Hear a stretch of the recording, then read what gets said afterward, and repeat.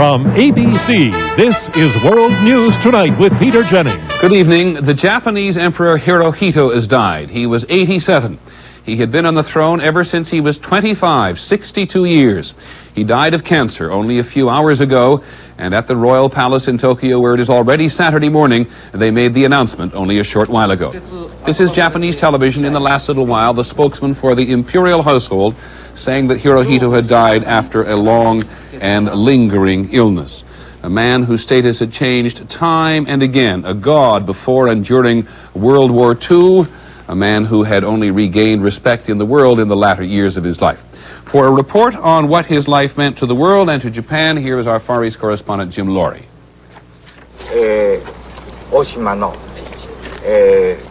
In old age, he presented the image of a kindly, modest monarch as he performed his ceremonial duties and met hundreds of foreign visitors. His birthdays each April were special occasions when thousands of faithful, some of whom once believed he was a god, turned out to greet him. His name, Hirohito, meant broad-minded benevolence. But if he was considered benevolent, he was also a symbol 50 years ago of Japan's ruthless militant expansionism. He took the throne on December 25th, 1926. He celebrated 60 years on the throne, living to be the world's oldest reigning monarch and last of the wartime leaders. Historians have disagreed on the emperor's role in Japan's wartime adventures, and Hirohito never really answered the question why he failed to stop the war earlier. After Hiroshima and Nagasaki, he did finally bring it to an end with an extraordinary radio message to his people. It was the first time that most had ever heard his voice. Later, there were demands that he be tried as a war criminal.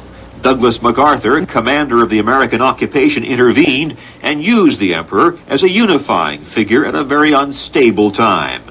The emperor renounced the imperial claim to divinity and traveled all over Japan, becoming a familiar figure. In his personal life, the emperor became known as a good father and grandfather. His son Akihito will become the next emperor. Hirohito, too, was known for his expertise in marine biology and his fondness for Western food and dress. He visited America once in 1975, liked Disneyland, and was given a Mickey Mouse watch. Public opinion polls here show that most people over the age of 40 had great affection for the emperor. Most under 40, not very much.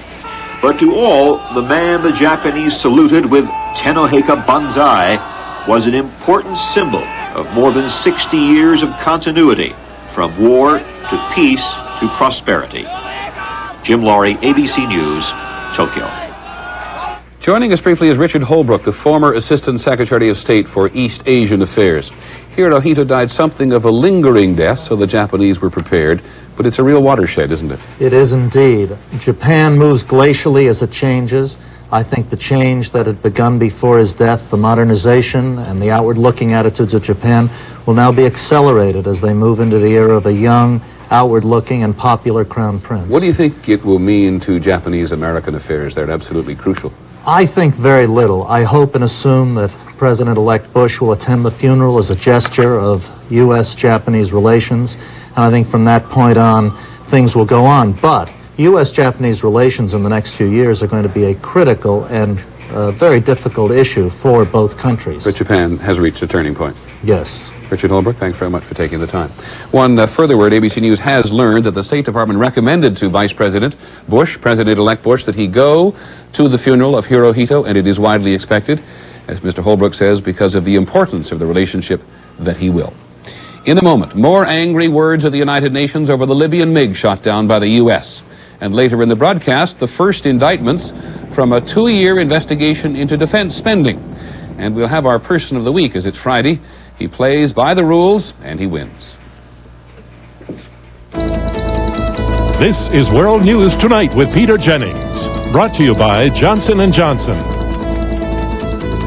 I carry keys, I carry lipstick, I carry Metaprin, because you never know which you might need. Hey, Metaprin. Oh, I had this real bad backache, and I asked the doctor. He said take Metaprin. Well, I don't like taking pain relievers, but sometimes you need them, and the Metaprin works great for me. Metaprin's made for tough pain because it's made with ibuprofen, the same medicine as in Motrin, and nothing's proven faster. It really helps my arthritis. If I get a headache, it's Metaprin for me. I bet they could do some Metaprin. When the pain gets tough, get Metaprin.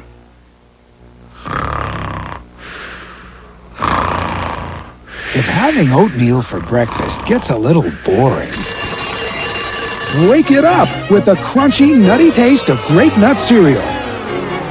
Grape nuts and oatmeal. Pick them up, then mix them up, stir them up, and cook them up. Rev up the texture, turn up the flavor. Oomph up your oatmeal with Post Grape Nut cereal.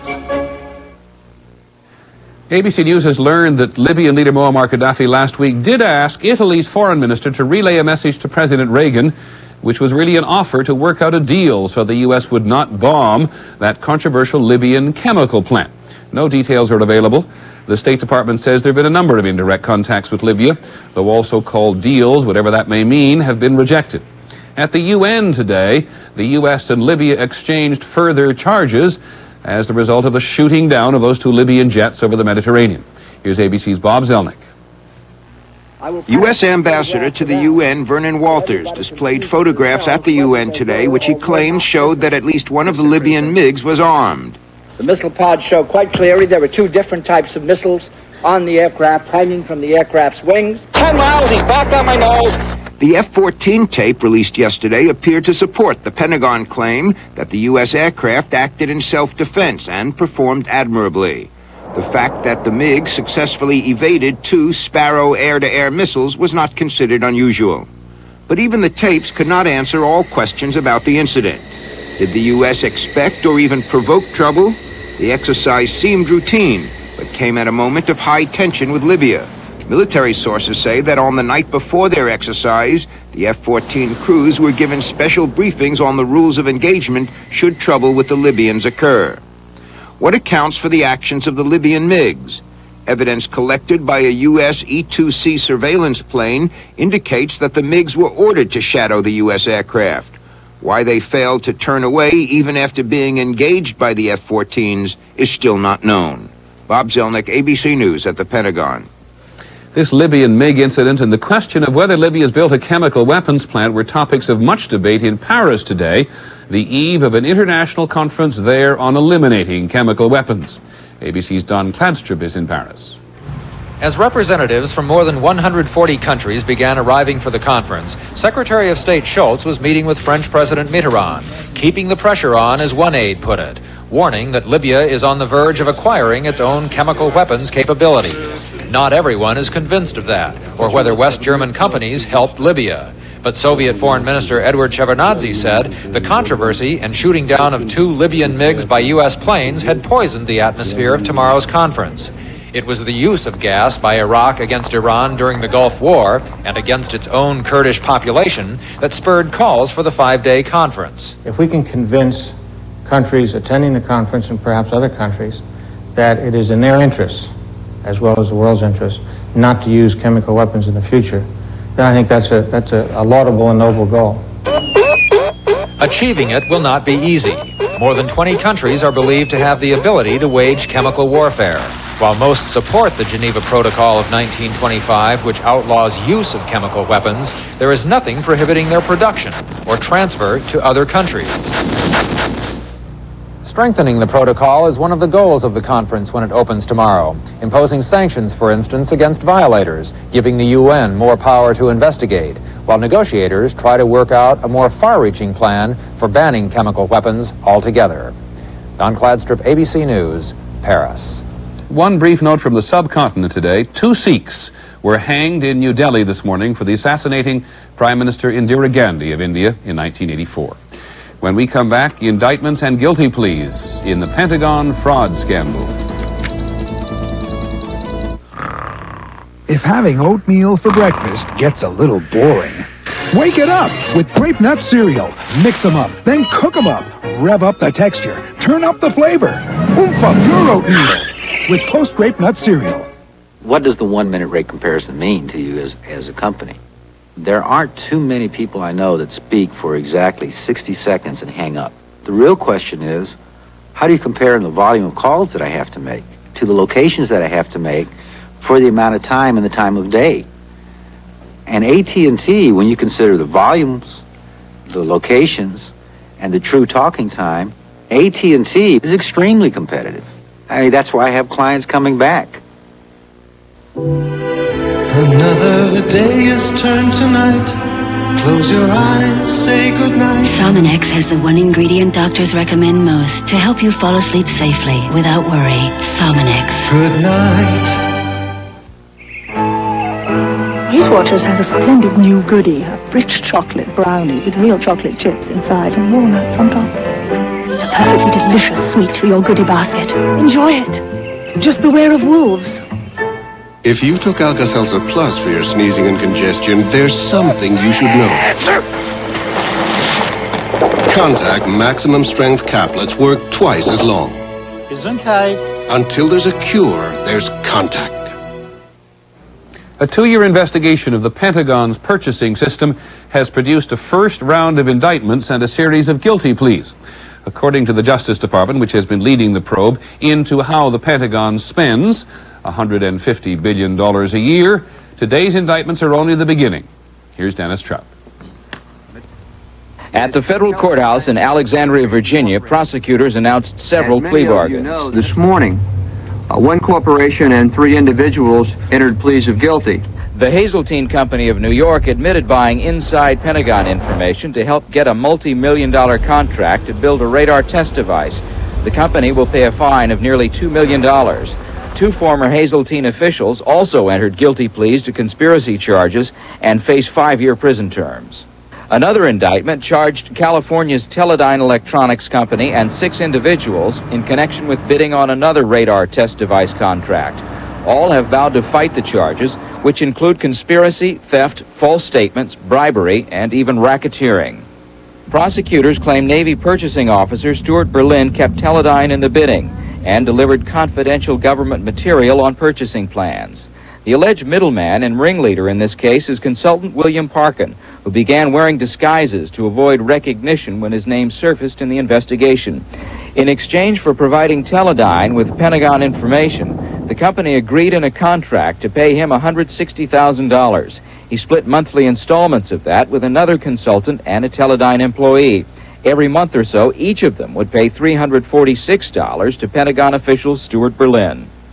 All the alleged conspirators say they're innocent, except the Teledyne employee, who's entered a guilty plea and will testify against the others. If convicted, they face long prison terms and millions of dollars in fines. Meanwhile, Prosecutor Hudson promises more Pentagon fraud cases within the year. Dennis Trout, ABC News, Washington. In economic news, the unemployment rate, it went down 0.1% last month to 5.3%. That equals its low for the year and the lowest it has been since 1975. In all of 1988, nearly 4 million new jobs were created in the economy. On Wall Street, the Dow Jones Industrials rose nearly 4 points today. The trading was moderate. For this first week of the new year, stocks gained nearly 26 points. Never underestimate the power of a bottle of beer. During a fire at a restaurant in Alameda, California, officials say the heat was so intense that 10 cases of beer exploded. And all that flying beer helped to douse the fire and keep the restaurant from being destroyed. One fireman said it was the best smelling fire I've ever been at. We'll be back in just a moment.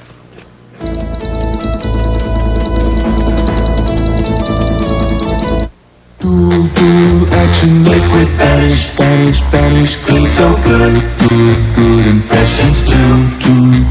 Yes, I brush with liquid vanish. Cause it cleans tough rust stains below the waterline better than Lysol.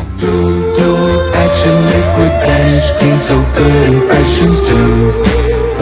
And for an easy way to help keep your bowl clean and fresh between brushings, just pop a Vanish drop-ins in the tank. It's really neat. Sometimes I hate to read the paper. Isn't there any good news about cholesterol? Mm-hmm. You're looking at it. Huh? Oat Bran. Delicious new oatmeal goodness bread. It's made with Oat Bran. And in a low-fat, low-cholesterol diet, Oat Bran, eaten regularly, may help reduce serum cholesterol. And now there's a way to help you get Oat Bran and love it. Great.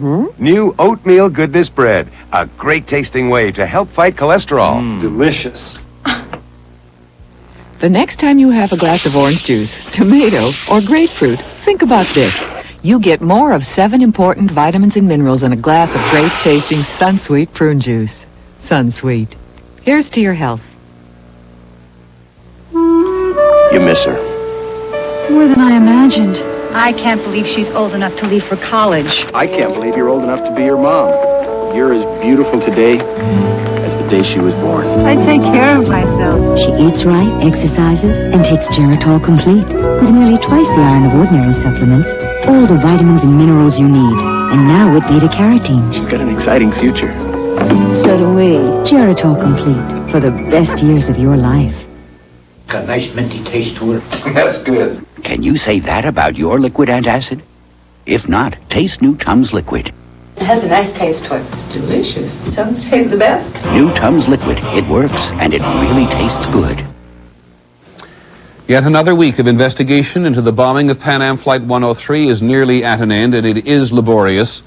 We learned today that explosive experts from the Czechoslovak company Semtex will visit Britain next week and try to determine whether plastic explosives actually made by Semtex were actually used to blow up Flight 103.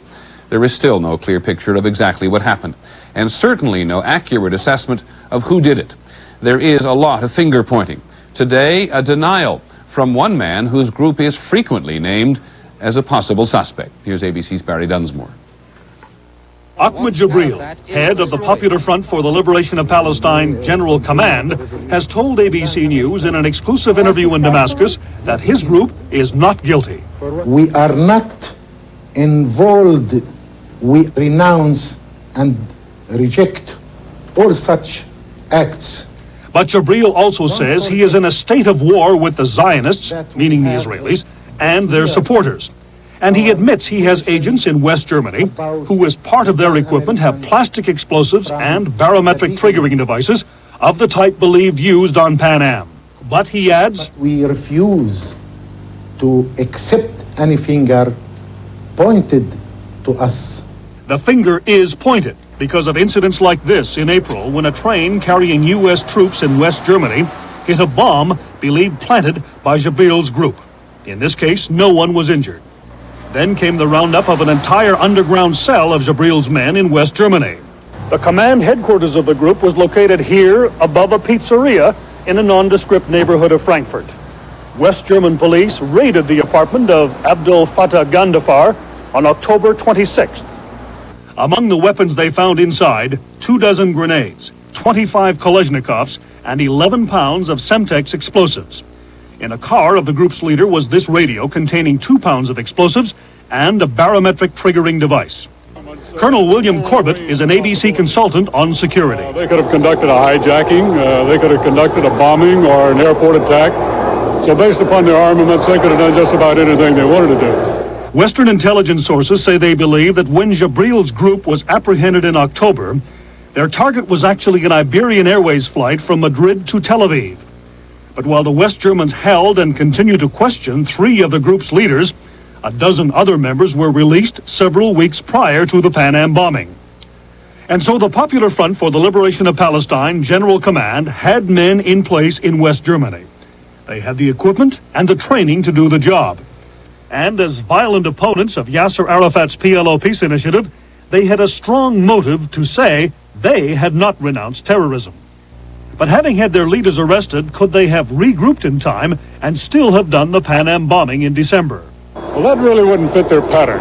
Their pattern has always been that when they're uncovered, they immediately go to ground. All of their plans are scrapped and they go back to the board and start at square one. Until now, British, German, and American investigators have been unable to directly link the Jibril group and those in custody to the actual bombing. But they remain Washington's prime suspect. Barry Dunsmore, ABC News, Frankfurt. Still overseas, in Soviet Armenia today, it was Christmas. The Eastern Orthodox Church celebrates the holiday not on December 25th, the day Christ was born, but on January 6th to mark both his birth and his baptism. Today, as they celebrated Christmas, Armenian Christians found it impossible to ignore yet another date, December 7th, the day the earthquake struck. Here's Walter Rogers.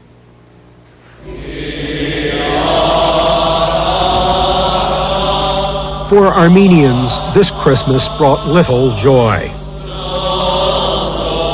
They flocked to the only church left standing after the earthquake in the city of Leninakan, and they lighted candles for their dead. The local bishop compared this church to Noah's Ark, saying, "The earthquake showed there is nothing permanent on earth, only in heaven."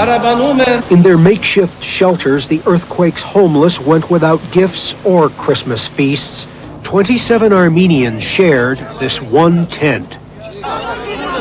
Daily bread is still free, but the government has begun selling other food sent in for earthquake relief, infuriating these Armenian men who have no jobs and cannot pay for it.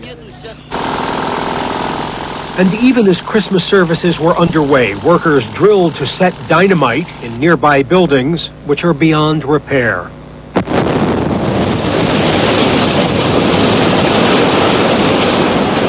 This woman spent today sifting through the remains of her apartment, which had been dynamited this morning when Armenians used to open their Christmas presents. Walter Rogers, ABC News. We'll be back in just a moment with our Person of the Week.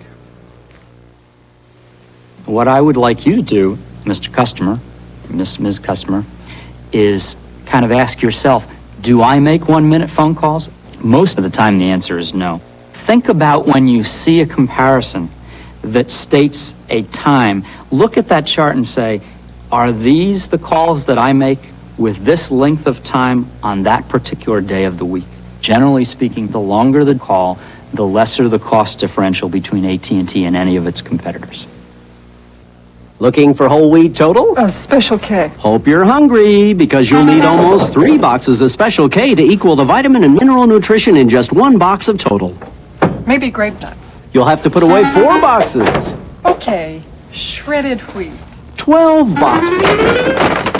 Total, 1 bowl, 100%. No other cereal has more vitamin and mineral nutrition. I think I'll have Total, sweetheart. Total.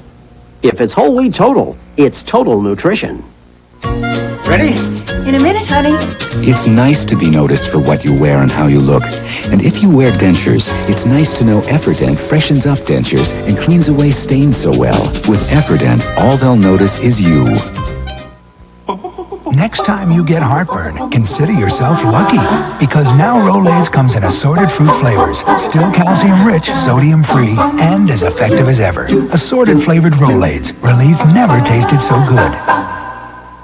It was the worst massacre since the Holocaust. 2.5 million slaughtered.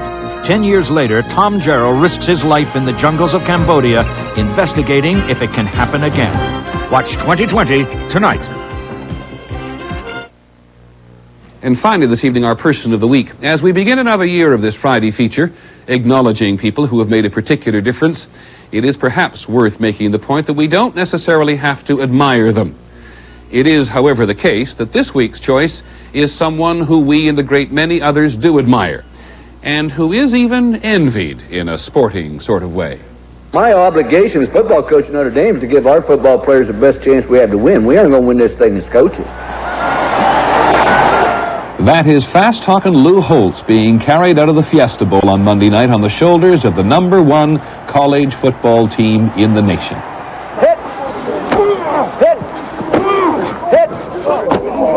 Holtz began whipping an absolutely dismal bunch of football players into championship form when he took over as head coach at Notre Dame 3 years ago. For millions of fans, Notre Dame is synonymous with winning. To turn a losing program into a national champion in only 3 years is something of a miracle. The first clue that Holtz gave of what kind of person he was to Notre Dame was going into his first meeting, and he kicked away the feet of a couple of players, had their feet up to listen to his speech, and he said, "Sit up straight while I talk to you. You listen to me right." And this set a tone for them. Hard work, fundamentals, and discipline. Tony Rice, the star quarterback in this week's Fiesta Bowl win over West Virginia, was once rushed and tackled by Coach Holtz just for committing a mental error in practice. Off the field, he's very cool. But on the field, you know, he's going to get it out of you no matter what. He's tough. Oh, he's rugged. He's tough, and that's what I like about him. All the credit for Notre Dame's newfound success, according to Coach Holtz, belongs to the players that he's recruited. His modesty somehow doesn't come off as false modesty. If people say that Lou Holtz is credit for the turnaround of Notre Dame, I really worry about the intelligent level of this country. You just have to have good chemistry, and you have to have players that believe and work hard, and you have to have the spirit of Notre Dame smile on you also. Like he said, tell them to go out there with all they got and win just one for the Gipper. The spirit of Coach Knute Rockne and the Four Horsemen of Notre Dame is legend. And part of the Notre Dame legacy is the pressure to win. At Notre Dame, they say, listen to the echoes of the past. To feel a tremendous sense of responsibility. It's not something that's taken for granted. But equal to winning at Notre Dame is a tradition of playing by the rules, and sometimes applying even higher standards than the rules require. At Notre Dame, you must play by the rules, because it is a right-thinking school. I want you in here and coming out of it. No money or perks for athletes at Notre Dame, strict training rules. Earlier this season, Lou Holtz suspended 2 key players for coming late to dinner before a major game. High admission standards, high academic standards, and the insistence that football players graduate in 4 years, not more. You can even hear it at Notre Dame. It's amazing Stonebreaker can even play so painfully shy. Lou Holtz was born in West Virginia and educated at Kent State and the University of Iowa. Holtz has spent most of his professional life as a college coach, known for taking struggling teams and making them better. He flirted with the pros in 1976 as head coach of the New York Jets, but he was frustrated with pro players. He said they were too big for their britches. He returned to college the next year at Arkansas. It's not the end of the earth, but you can sure see it from here, he said. The dream was to coach at Notre Dame. Lou Holtz has managed to hold up pretty well under the enormous pressure of big-time football. He has a good attitude and a good sense of humor. I've always felt this. I'm going to live life to the fullest, and I'm going to do as much with my life as I possibly can. I'm not trying to abuse it or anything else, but I'm not going to worry about health. If you do, you get out of coaching. I tried to retire a couple years ago, and my wife wouldn't let me. And that's a fact. And so we choose Lou Holtz, the winning coach in more ways than one at Notre Dame, who is 52 years old today. And obviously we choose him not just because he wins, but because he and his players do it honestly. And also because he reflects a university where they know that football will only get you so far, that an education will keep you going. I'm Peter Jennings. Have a good weekend. We'll see you on Monday. Good night.